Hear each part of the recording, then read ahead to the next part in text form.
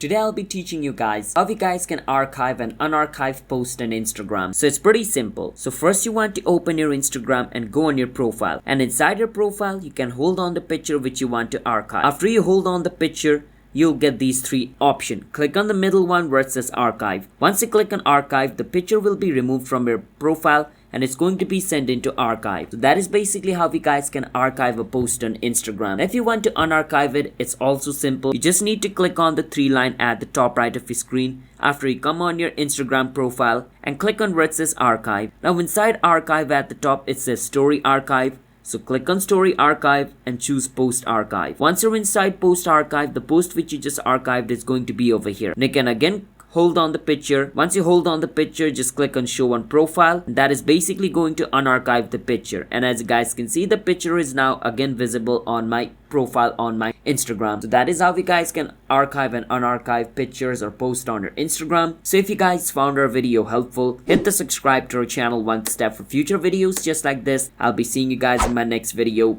Bye until then, and have a nice day.